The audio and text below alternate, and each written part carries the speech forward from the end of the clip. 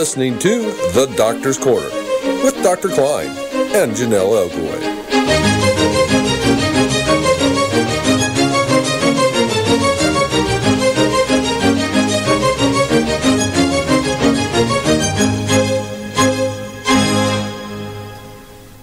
Good evening and welcome to The Doctor's Corner on Call 360 Network. I'm your co-host, Janelle Elgaway.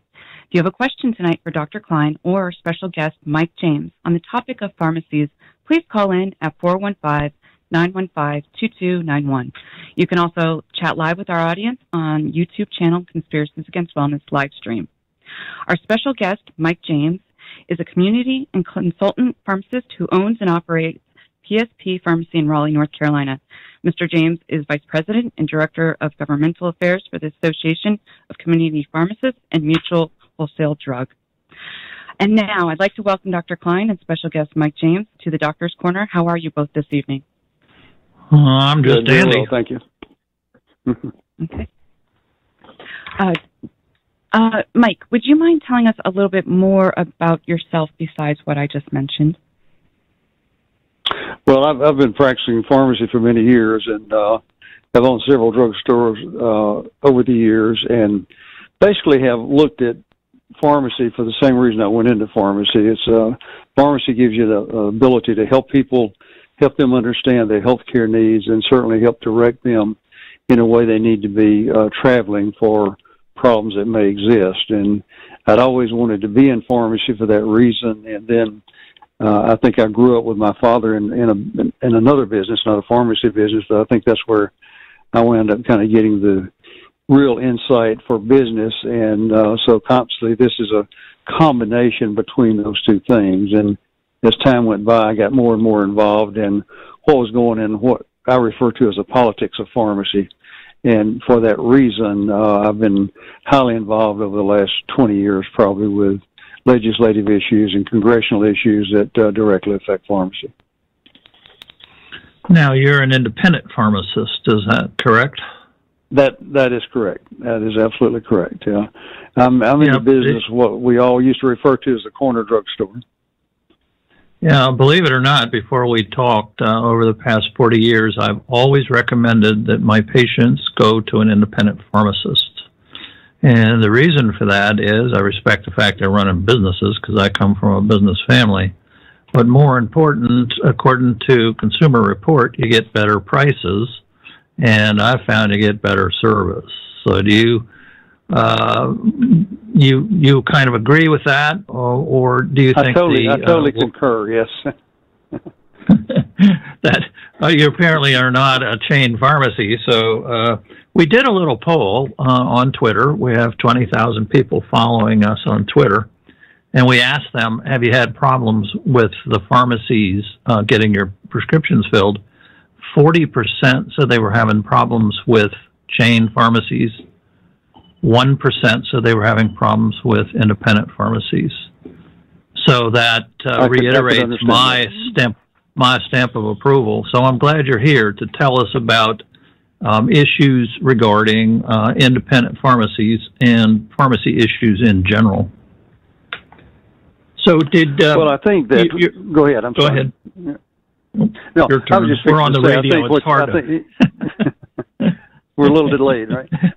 Yeah. It is a scenario that I think you're exactly right on, and I think one of the things that I feel is so important about the independent pharmacy is that as a person becomes a regular patient or customer in an independent pharmacy, what you find is that it not only becomes a pharmacist-patient relationship, but it also becomes a friend relationship in the fact that you get to know that patient and that patient gets to know you. And so I've always felt as a pharmacist that if a patient goes to, and it doesn't matter what pharmacy it is, as long as they have that personal relationship with the pharmacist, that as they get to know that pharmacist, they find that he's calling them at home and asking them about their situation, the condition. He's calling them at home, asking to make sure that they're taking their medication properly. And it just winds up being a good relationship, and I think you certainly don't find that in the chain environment. Kind of gets back to that same scenario where when you go in, they know you, and it works out much better that way.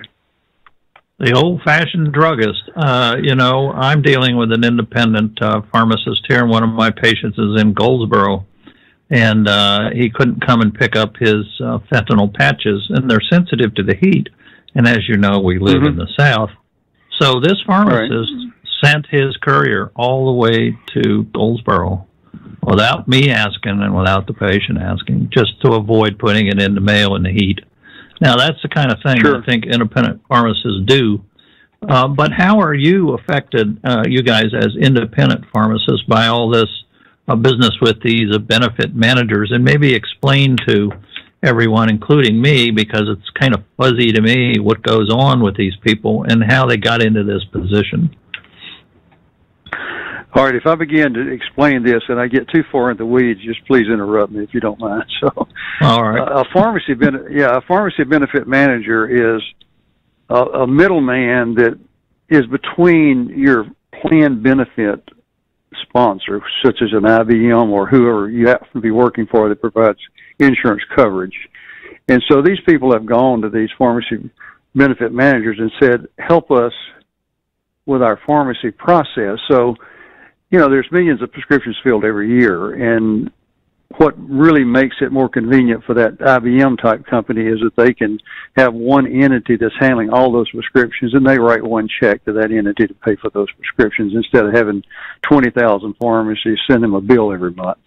And so this is how these people got started as a pharmacy benefit administrator, and then they realized they could make a lot of money doing this, and so then they became pharmacy benefit managers. And what is the problem we have in our world today is that they have gotten so entrenched and they're so well financially supported, both at the business level and at the congressional level, that they're pretty much dictating what happens. So when you, Dr. Kline, write a prescription for a medication that they don't want to handle because they're not getting the adequate rebate back from the manufacturer on that particular drug, then they make you do what's called a prior approval. And I'm sure you're quite familiar with those, in the fact that they're saying now the doctor's got to call and verify why that person needs that particular drug. And if they don't want to do that, then they just say you have to prescribe something else. And so it becomes a very difficult situation. But they're also doing other things that are atrocious as far as we're concerned from the pharmacy side, because we see it every day. And they're doing things like clawbacks. So a clawback is a situation in which you get a prescription filled and your copay should be $10 at the register when you check your prescription out. And instead of it being $10, it's $20 or it's $25. And so what's happening is that we check you out at the register and you pay us $25 when your copay should have been $10, and then they keep the spread. So they're doubling up on the copay, or even sometimes tripling up on the copay, and they're taking the difference in what you should be paying versus what you're actually paying. So then who monitors these people? How are they getting away with this? Nobody monitors, and that's the problem. There's no state laws that govern PBMs, and there's no federal laws that govern PBMs. And we've been fighting for a long time in Congress, trying to get some legislation passed that would actually put these people under the guidelines of the federal government or CMS. And even our state, in North Carolina, for example, our our insurance commissioner has no control over these people because they're either ERISA companies, which means they're self-insured, or they have been chartered at the federal level, which takes them out of the purview of the basic state authorities here. So consequently, there's no control at all. There's no one saying you can't do this. There's no one saying you can do this. And it becomes a very difficult situation. And it's one of those things that the general public, the patient, is not aware of. They have no idea because these people have always used their crutch to be, we're out there negotiating better prices and saving money, when in fact they're doing just the opposite of that. So it's healthcare profiteering. It is exactly right, without a doubt. And if anybody questions that being true, all they have to do is go on the internet and look up the financial statements for people like Caremark, which is CVS. CVS is what most people think of CVS is a corner drugstore. What CVS actually is a company called Caremark, which is a pharmacy benefit manager. And so if you look at their end-of-year statements and you look at their profit and loss, and you look at, there's another company called Express Scripts, and there's another company called Optimum, and those three companies process 85% of all the prescriptions that are processed in the country that are on insurance. So they're mega companies. Before they had benefit managers and you were in business, was there the problem of pharmacies denying people with valid prescriptions as saying, no, I can't fill this, or no, we don't have his medicine anymore? No, is it no, that's not true. From the benefit managers? Yeah. It's some of the, go ahead. So if we eliminated the benefit managers, we might have no one or very little problem of pharmacists saying, sorry, can't fill your prescription. You would have that, plus you would have billions of dollars in savings, and you would see the patient having to pay a whole lot less for their medicines.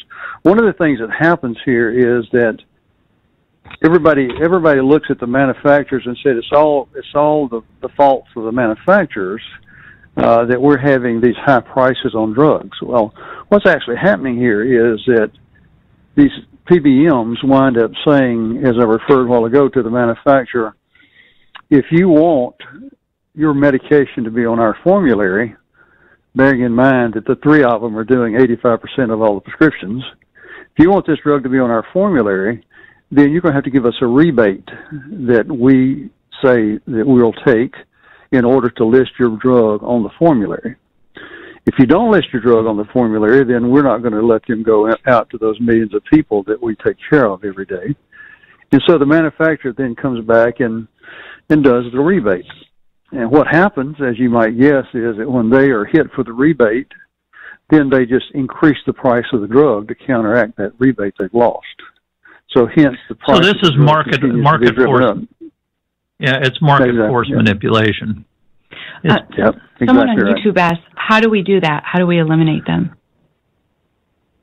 Well, I think what happens, I think now we've gotten a little traction in Congress over the last 6 or 8 months, and you may or may not have seen some of this in the news, but what we're trying to do is we're trying to say to the congressional people, if you're trying to save money on health care costs, then you need to look at this and figure out how you're going to wind up saying, we don't really need you people in the middle here. I mean, we didn't have them in the middle before, and when I say before, I'm talking 1990, 1992, 93 is when they really came into their own.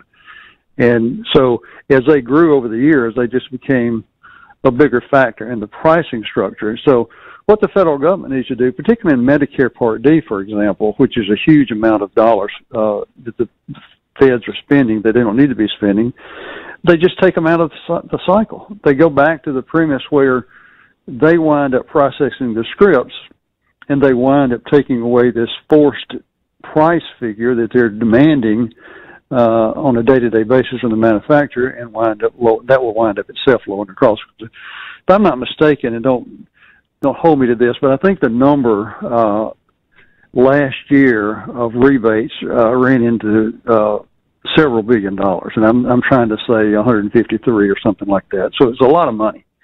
So you take that out of yeah, go ahead. No, yeah, I was going to say you take that out of the equation, and then you've got a huge amount of money that you can put back into health care to save the patient who walks in the pharmacy or walks in the doctor's office money. I mean, it's just that simple. So Janelle and I went to Washington, D.C., and we talked to some legislators and their staff. So basically, we were acting as lobbyists. Right. A lobbyist is a person who represents a group. We were representing people with painful diseases, and you represent independent pharmacists in Congress as a lobbyist. Now, you know, lobbyists are not all crooks, and I don't think Janelle and I would consider ourselves crooks. And same for you. A lobbyist is a salesperson, I guess. So if you approach a senator who doesn't know much about what's going on with the patients being harmed, you know, by not having their prescriptions filled, pharmacists being harmed by having their businesses run into the ground.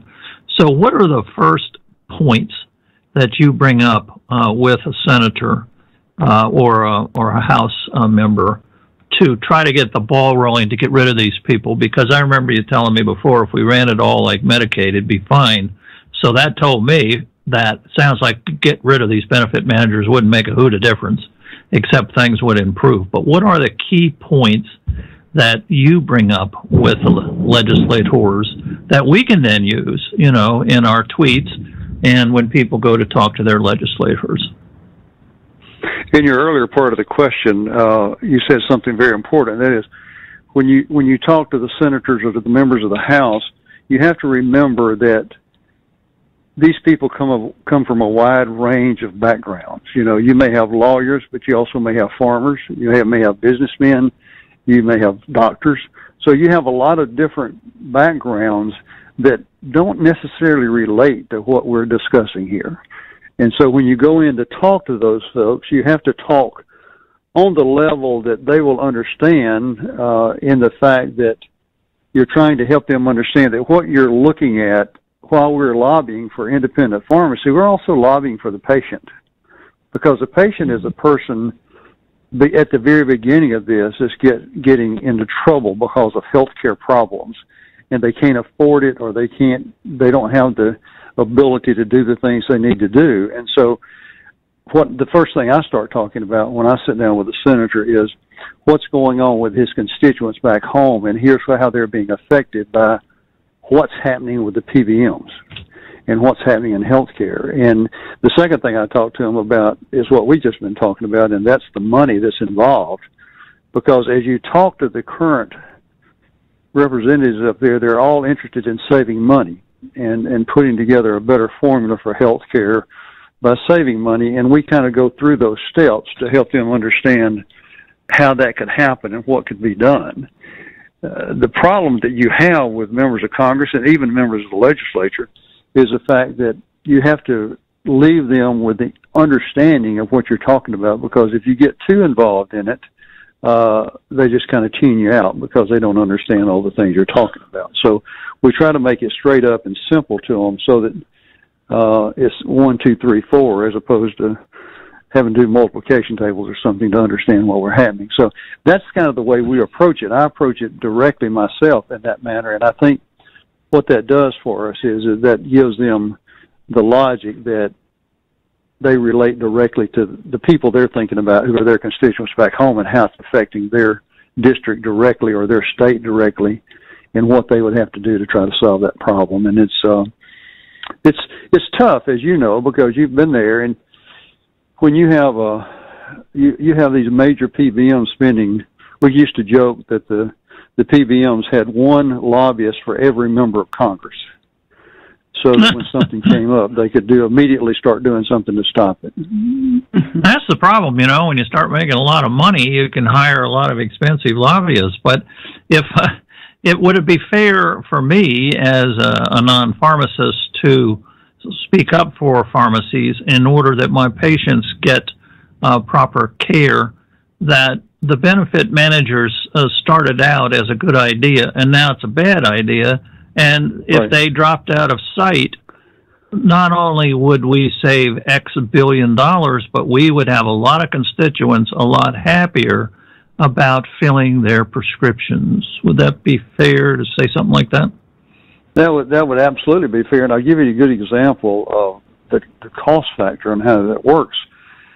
You're aware of all the generics that we've had come on the market in the last 5 or 6 or 7 years. We've had some major, years ago we tracked and actually proved that one of the PBMs was charging, remember Lipitor when it was a brand? Mm-hmm. It was, quote, the best drug in the world at the time because it was one of the leaders in the cholesterol fight. And so we proved at that time that this PBM was forcing them to pay them $20 as a rebate for every prescription written for Lipitor across the country. Wow. So you can imagine how much money that wound up being very quickly. So what we see now is we see a whole litany of really good drugs that have gone generic, which theoretically is a good thing because it lowers the price of the medication and it's much more affordable to the customer. However, what some of these companies have done now is, PBMs have done now, is they said, okay, this drug has gone generic, but we prefer for the brand to continue to be dispensed. And the reason that is because the company is giving them a huge rebate to continue to, market they're in the brand. Complete control. Yeah. They're in complete control. Yeah, absolutely. Yeah. And so now when I fill a prescription for a patient, and I should be dispensing their generic because their copay will be much less and it'll be a less cost to their insurance company, it's turned down and rejected and said, we do not pay for this, you have to dispense the brand. And so now the choice is either dispense the brand. Now, how does the patient know this is going on?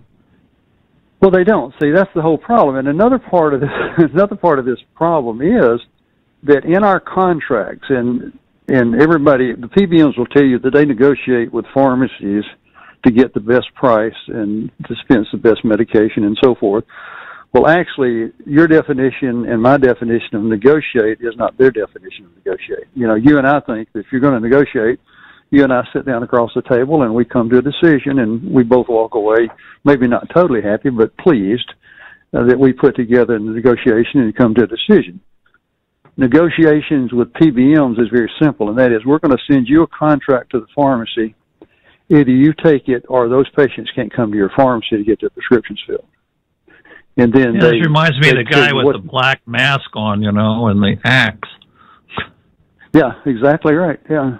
And so then when the patient comes in, you adjudicate that claim form, and they tell us what we're supposed to charge that patient as a copay, and that's the transaction.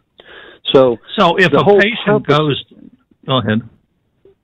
No, go ahead. Sorry, go ahead. What's your question? It's this delay on the mic makes it difficult. Yeah. I didn't mean to interrupt you, but I guess what? I'm interrupting you. So if patients go to we tell patients to make appointments and go in. So if they're bringing up the pharmacy issue, I think a lot of legislators don't know what to do about it. They would like to help out. That's correct. But what do I do? So I think if we equipped people with, well, if you get rid of the benefit managers, we'll get better service. And according to, what we know, it looks like the federal government's going to save. Now, how much can we tell them? Right. You got a figure you guys are worked up? Yeah, we could tell them easily that the federal government itself, if they got rid of the benefit managers, would save probably in excess of $3 to $4 billion a year. And then the patients themselves who are paying higher prices for things they could get a lot cheaper. Any guess on that? Another billion maybe? At least $1 billion, yeah, probably. All right. But see, what's interesting about these contracts, let me just say this. What's interesting about these contracts I was discussing there was the fact that even in the contract, they have language in there that says, I, the pharmacist, cannot discuss the pricing with the patient, nor they could get the product less if they just strictly paid cash for it. They have a gag clause in there. Yeah. Can you pay cash for pain medication? Well, are you allowed to? Yes, you're allowed to pay cash for it. I mean, you as a patient can come to me and say, I have XYZ insurance, and my copay is $60. And you can ask me, what would that drug cost me if I paid cash for it? And I tell you it's going to cost you $40, and you can say, well, I want to pay cash. Okay. I cannot, as a pharmacist, discuss that with you as an initial conversation. What if my health insurance, say if I have Medicare or Medicaid, will not cover it? Will you still allow me to fill the prescription if I wanted to pay cash and not go through them? Oh, sure, yeah. If your insurance doesn't cover it, certainly I'll let you pay cash. I'm not going to keep you from getting your medication, no. Yeah, that's as doctors, one of the things we don't know is how much things cost. We have no idea what it costs to get your gallbladder out. We have no idea. Yeah. I just found out the other day that generic OxyContin is $900 a month. The generic, So anyway, one of the things I do as a physician is talk to the pharmacists and figure out the best value, which is a ratio between effectiveness and cost. And so then if the patients get stuck paying cash, they can continue with the same medicine, and if they have to pay, they're not going to go broke paying like $900 a month, for OxyContin or oxycodone extended release, which is a nice drug, but it's not worth $900. Yeah, exactly right. Exactly. I mean, you make a great point there because. Go ahead. I'm sorry. No, go ahead. Please finish.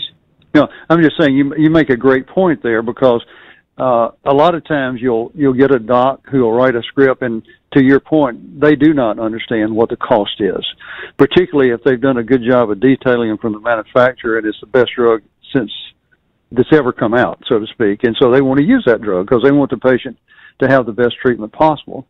Only problem is the drug costs $700. And so, as you said, if that person's paying cash, they will not get that prescription filled, and then when they come back to you as a patient and they're not better or they're worse, you think the drug is not working. So I just thought of I just thought of an idea. A lot of times patients go down to the pharmacy with their prescription, and then the pharmacist, they'll be $800. And how come my doctor didn't tell me? Well, my doctor didn't tell me because they didn't know. And so that's maybe a role for independent pharmacists, is to make a list of the most commonly prescribed drugs at the office, and send the doctor a copy with the prices. That if I was in practice, that'd be wonderful for me. I could look down and go, "Good Lord, this isn't worth as much." Exactly. Maybe I'll try this other medicine, but until we know, it kind of hangs the patient out to dry because they think, "Well, how come my doctor didn't know this?" Yeah. And here I'm down here. I remember my aunt went for a prescription, and she was so embarrassed because she didn't have the money. She had to leave the store, and that was awful. We have a call. Well, over the years. Okay, I'm sorry. Go ahead. Yeah, let me take a quick call. A caller from area code 502. If you'd like to share your name, please do so. Welcome to the Doctor's Corner. What's your question for Mike and Dr. Kline? Did you say 502? Yes, it is. Okay, this is Steve. Hi, to give Steve. the two gentlemen an example of the PBMs and their problems with kickbacks and whatnot, a good example is I've been Silver Scripts, which is part of CVS. I had a prior authorization for 10 years on a particular medication, and they wanted to go back and prior authorize it again and go through all this stuff. And they told me the copay was $600 and change, which the tier it was in would mean somebody was paying $1,500, $1,600 in the final charge. And they were messing me around with it. So I called the independent pharmacy I normally go to, and I said, "What's your cash price?" $325. Silver Script said my copay would be $600 and change. So I called one of the warehouse stores. You want to take a guess how much warehouse store wanted for the same day supply and same medication? What's a warehouse? Your first store? example was you $325 an example of an independent store? It was the independent store, but if I'd had the prescription billed to Silver Scripts, it would have been $600 and change at that same store. Right. I would say to you that I would say the warehouse store is more. No, $87.89. Oh, is that right?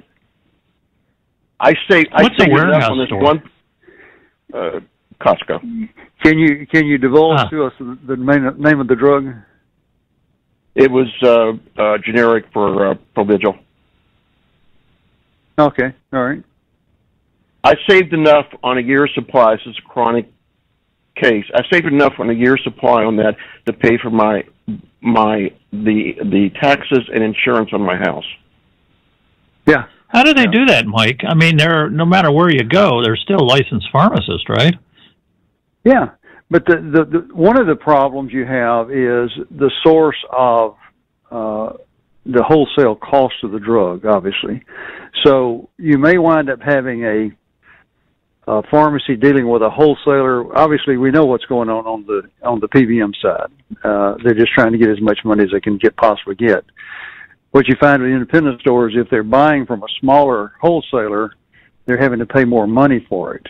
If you look at a warehouse store, maybe what they've done is but depending on which warehouse store you're working with, or what big store you're working with, or whatever, you may wind up having a situation where they're buying in a consortium, hence they're driving down the cost of the medication from the standpoint of volume of purchase, basically is what it boils down to. So, and you'll find also that those drugs differ. The drug you were discussing may be one type drug. Another type drug may actually wind up being less expensive somewhere else.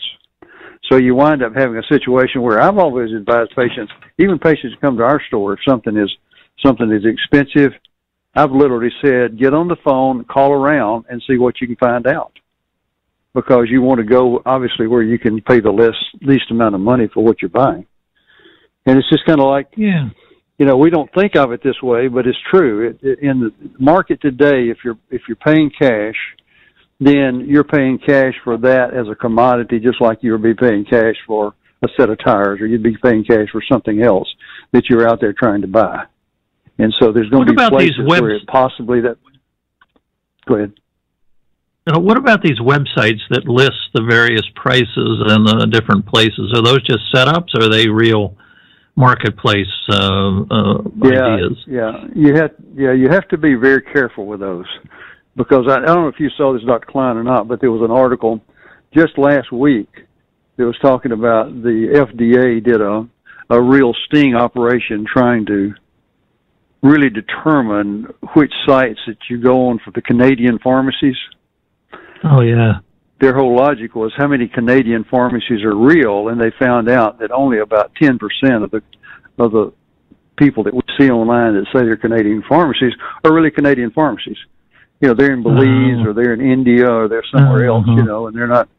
And you don't know what you're getting. I mean, you've seen all these reports on counterfeit drugs and so forth. Right.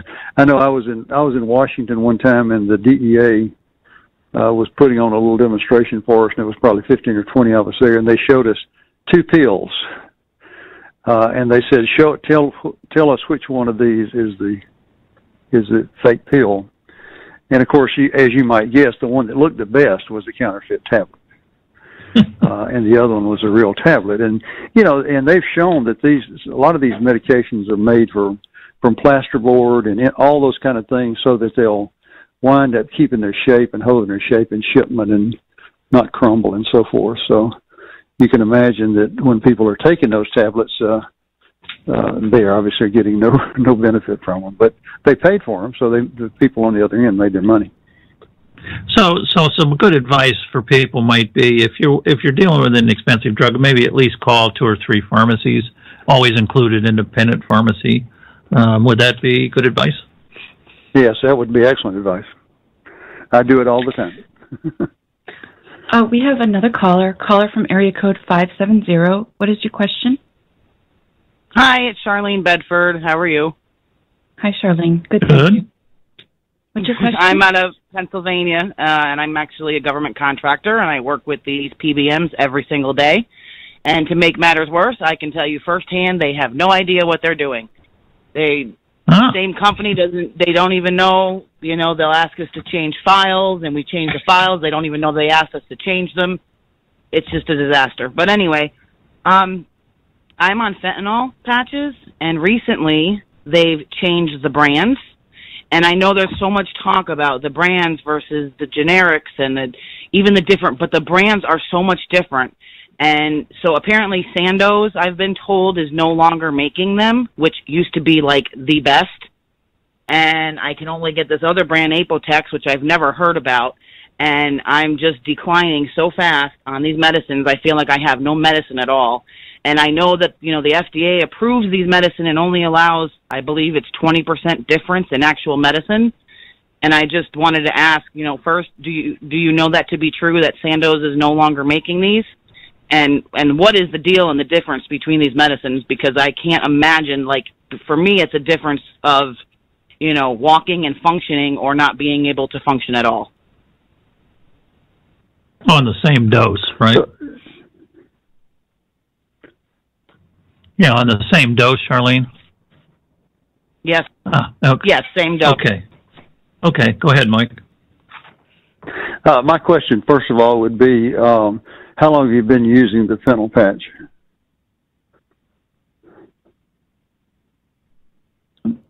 Sorry about that.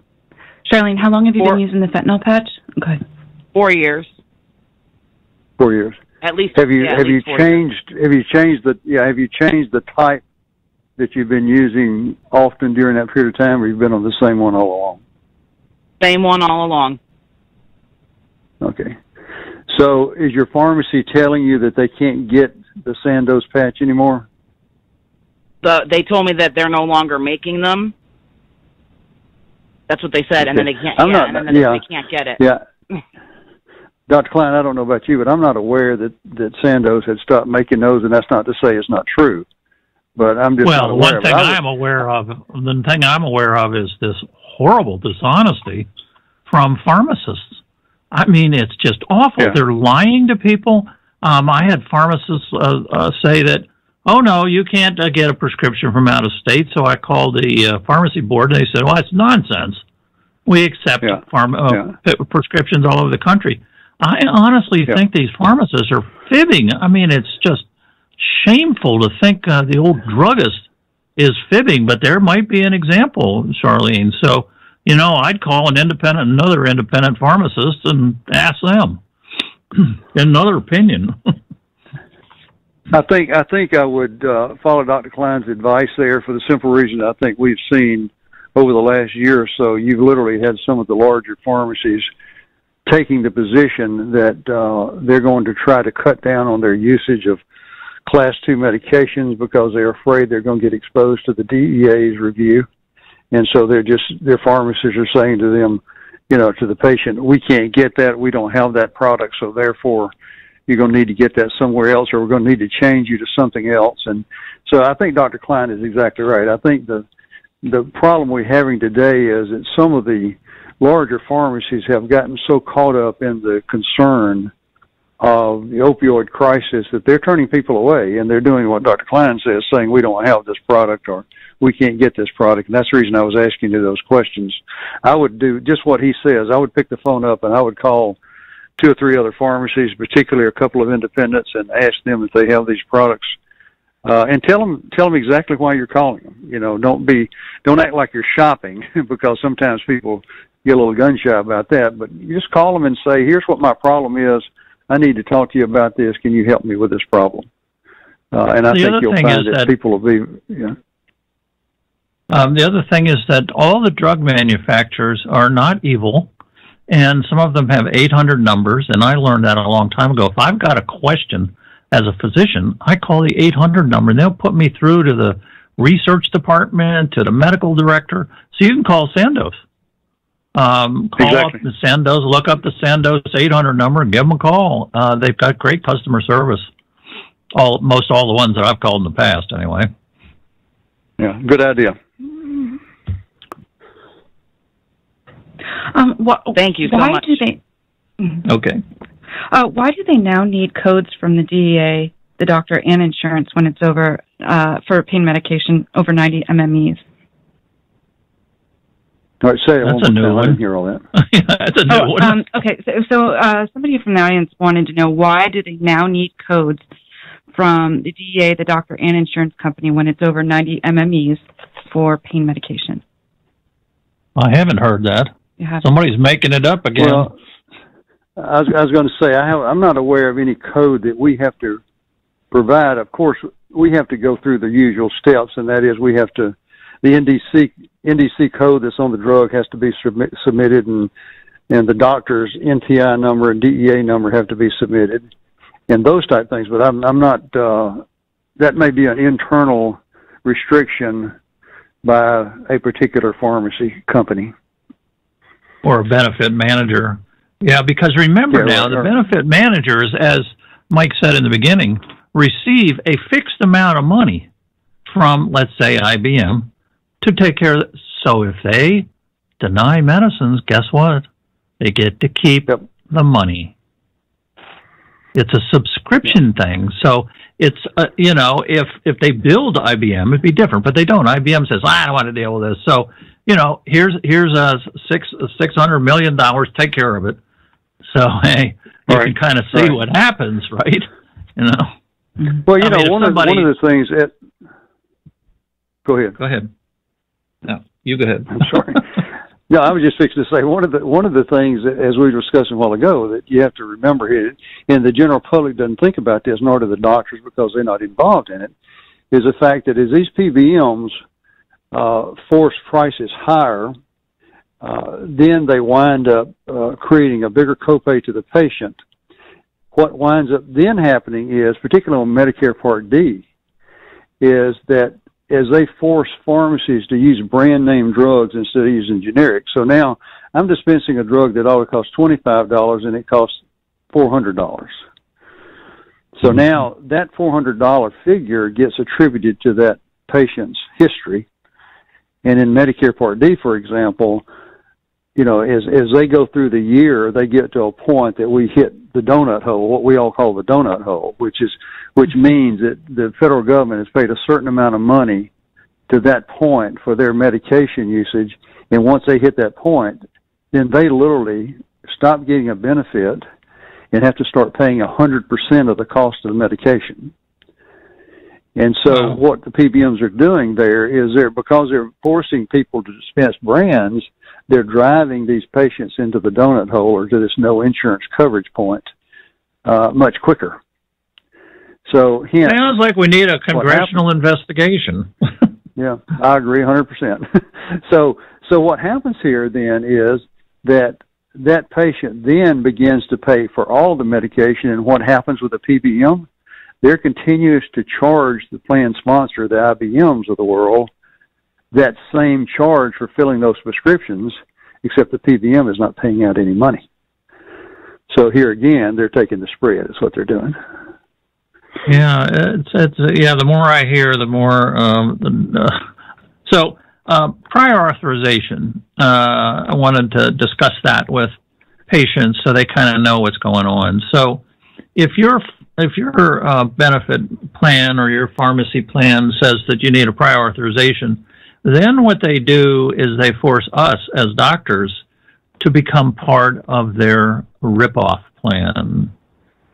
In California, when I was in California, Medicaid required prior authorization on some medicines, generally for good reasons.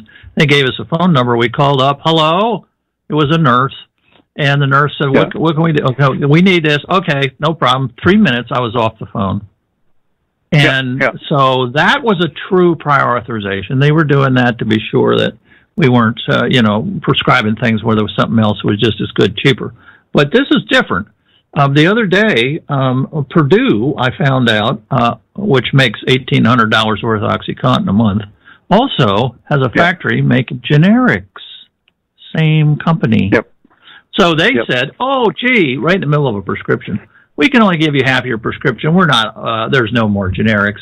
You need to switch over to the twice as expensive brand name. And then they forced me to fill out another prior authorization. Now, what this is you call up this phone number and you get people who don't know how to spell the name of the drug, and then you get passed on to a second person who you repeat all the information to. And I did this several times with a stopwatch.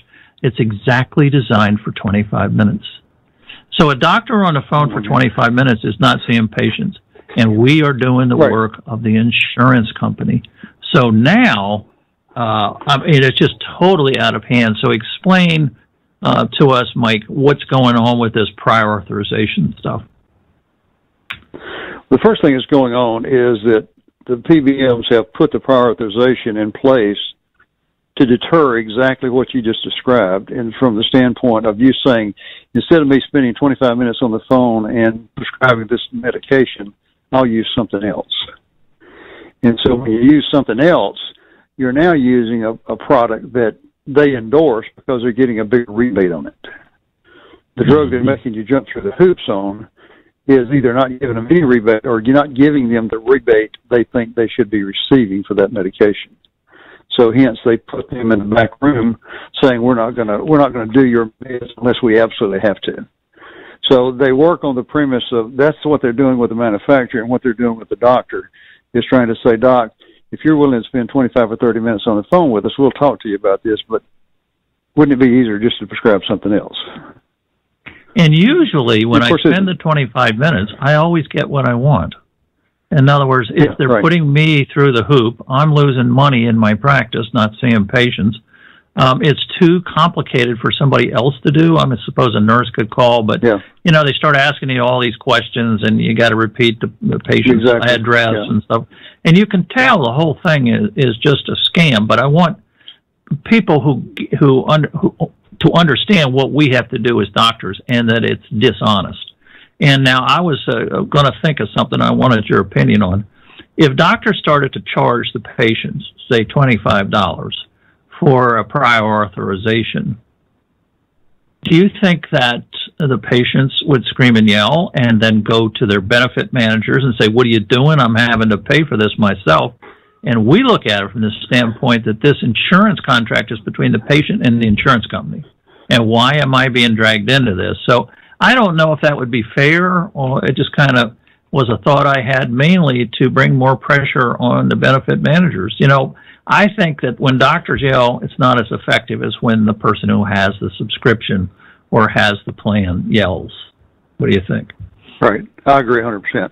I agree that the whole logic is, and I don't know if you recall this is a perfect example of what you're discussing here. Back in the early 90s, and I believe it was 92, 93, it was back before the PBMs were very much involved, and people were still mostly paying cash for their medication, and so people were shopping around. But what was happening is the manufacturers themselves then just continuously kept raising prices until every year they were going up 10, 15, 20% on medications. And so people literally began to themselves start an uprising saying something's got to be done about this, and they started calling their congressman. And so basically what happened is Congress called in some of the major manufacturers and said, if you don't do something about this, we're going to freeze prices, or we're going to start setting prices one or the other. And so that was such a deterrent that the manufacturers made the deal with Congress that they would freeze prices for 2 years if they would just leave them alone. And so they actually did that. I mean, prices did not go up for 2 years. And then, of course, by that time, when they came back in, and that was maybe 94, I guess, or 95, by that time there was about 35 or 40% of the general public and the working public, they were on some type of insurance program which provided prescription coverage. And that was back in the days when the copays were $2.50 and $5 and so forth. So they were very low. People loved them because then they didn't have to worry about what the actual cost of the medication was, because they only paid their $5 and went on their way. So that's when the PBM started to really grow. And so what you look at is that if there's a way to get the general public to understand what's going on here and what's happening to them, and you've got that kind of groundswell that we all would like to see, then I think it would be much more effective than you and I trying to lobby our members of Congress. Get the folks who are receiving the service. Right. Yeah. Now, in the last couple of minutes, we're doing it. Yeah. In the last couple of minutes, what can people do if a pharmacist berates them in the pharmacy in front of people? 2, what should people do? Call the Board of Pharmacy. Board of Pharmacy, okay. Call the Board of Pharmacy. Like that? NarxCare, what do you think of that, NarxCare? Are you going to use it if it comes out? Okay, I lost you there. I didn't hear what. Okay, there's a new program being sold by APRIS, who runs the state prescription drug monitoring program, and APRIS is now offering a new product to pharmacies that, for a fee, they will provide a risk score for overdose potential. So this is just getting started. It's under the radar. It's being pushed by the legislature. Apparently, we have purchased it. I cannot find out how much, but this is the latest thing in pharmacies. UNC proudly announced they were doing it. It's a profiling system, which is unconstitutional. You can't profile people. Number 2, they're getting into people's medical records without their advice.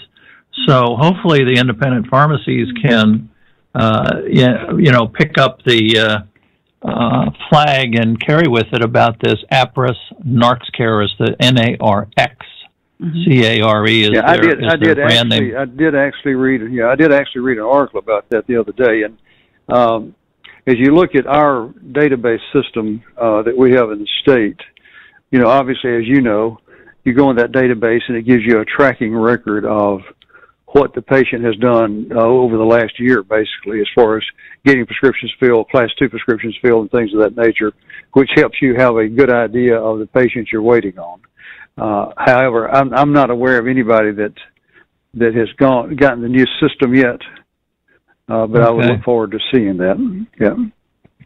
Now, what should patients do when a pharmacist, probably not an independent pharmacist, just says, I can't fill this prescription? Personally, if I were the patient, the first thing I would do is leave the pharmacy and go to another pharmacy and never go back to that pharmacy. Because we got into a problem the other day that they wouldn't give up the prescription. It was passed over the counter and they refused to give it back to the patient. Yeah, that's the Board of Pharmacy. Board of Pharmacy time. Okay. Because I can't take your prescription and refuse to give it back to you because it's your prescription. Right. Steve Arians, that would be like you Steve from. Go ahead. Sorry. Go ahead, Joe. Pharmacist Steve says Walmart starts NarCare program next month. Oh. Okay. Nationwide. Good. Mm-hmm. Okay. All right. Yeah. So what's happening is they are basing their scores on the CDC data. The CDC data is based on street deaths, heroin, street. How can they do that if they inflate? They're making money. Numbers? They patent it. They're making money, and they're telling that, oh, gee, all these people you have on your computer, now we can predict who's going to overdose. Problem is, addicts are not on the computer. Right. The people on the computer. Yeah, the people on the computer are not going to overdose. Yeah, the CDC statistics are wrong. Right. Yeah, but this company is now making dough and patented, and people are eating it up. Oh, a score. See, now somebody has a high score for overdose, they are never, ever, for the rest of their lives, going to get a pain medicine prescription. Yeah. Who's going to write them a prescription with some score that they're going to overdose? Okay, so are you as a doctor going to be aware of this score? No. Right now it's a secret. The Brandeis University spy program also generates reports, and they supposedly will send it to the doctor. But this is about the doctor. Now, this is about patients. Right. Are the patients going to get copies of their reports? So far, our research has led us to believe no, but we're going to check in it some more. So you're going to be quietly profiled as a potential overdose based on data from addicts, which doesn't apply to the people on the computers. Right. So people need to get on the phone immediately with their legislators and say, I want a copy of my NarxCare score immediately. Then when the legislators call over to the state, then they're going to figure out what's going on. And guess what? Mm-hmm. The taxpayers are paying for this, paying to be hanged by the APRIS company. So, well, I mean, to your point, your point is right on target. That is, they're using data that doesn't apply to that patient that walks in the door. And confidential data. Exactly. Yeah. Exactly. How did they get the ability to see? They're using data from their own computer program. So the states all wanted whatever happened. Yeah. Whatever happened to the HIPAA laws, right? Right. Right. Yeah, they're hippos, all right. Yeah. Well, we're going to have to wrap up here. So I'd like to give you both, a last chance to explain something or share something before we get going here. Well, so I would just simply go ahead, doctor. No, you go first. You're the guest. No, I would just simply say that I think a point that we were just discussing a while ago, and that is that everybody that is listening to us tonight needs to understand that the general public does not comprehend, because they have no reason to know what's going on in their side, prescription in particular side, that's being dictated by a company that has nothing to do with the prescription itself. They don't handle the prescription. They don't prescribe the prescription. All they are is a processing company, but yet they're the ones that are actually now dictating what can be dispensed, to the extent of the things that we've been talking about tonight. And until we get rid of these folks and get the PBMs out of the picture, we're going to continue to see a deterioration of the process of healthcare on the pharmacy side. So when people have trouble at the pharmacy with high prices and all the things we've been talking about, and they go to their legislators, which I really encourage people to do, they do listen, they really do listen, and say, you know, we heard a radio show and we think this has something to do with the benefit managers, but we're not sure. But, you know, just to give you an example, I called another pharmacy and, gee, it was $65 instead of $600, and I think something's up. Could you check into it for me? That's what legislators like to do. They like to check into things for their constituents. Don't go ranting and raving and saying, I have a program to fix this. That's not what they say. Would you look into this for me? And if enough legislators look into it, they're going to find out that these benefit managers need to go. Okay. Well, thank you, Dr. Kline and Mike James, for joining us this evening on the Doctor's Corner. You guys really gave some informative information. And Dr. Kline, will we be talking about pharmacists next week again? Sure. You know, this is a big topic. I mean, a person's health revolves around the medicines they get. Good Lord. Mm-hmm. I mean, do we have to, you know, bring up these basic things? But we do. It revolves around the medicines we write. Somebody said once that the two magical things about a doctor sitting behind his desk is his prescription pad and his stethoscope, or her stethoscope. And so the prescription pad is how we make people better. And so the system has gone over the cliff, and it's gone over the cliff with bags of money, our money that we paid into the system, and they're keeping it. Well, we just need to remember that the initial triangle is the physician and the patient and the pharmacist. So yep, that seems to work well if they'll let us do our job, so to speak. Yep. Exactly. Well, both of you, both doctors and pharmacists, let you do your job. Yeah. Mike, thanks for coming, and really appreciate it. Thank you so much. I've enjoyed it tremendously. And good luck with your battles with the Congress. Thank you so much. Thank you. Well, and thank you, Dr. Kline, for joining this evening. Have a good night. Yes, have a good night to you both. I just want to remind the audience, tomorrow Carnation will be airing a rerun, and then next Wednesday, Claudia Morandi will be a guest. She's the founder of the Don't Punish Pain rallies, national rallies coming in September. I know they had a rally in the spring as well. Well, thank you, Carnation, for joining us on another Tuesday evening at the Doctor's Corner. I'm Janelle Ogoy signing off for the evening. Good night. You've been listening to The Doctor's Corner with Dr. Kline and Janelle Elgoway. Copyright 2018 by EXG LLC. All rights reserved.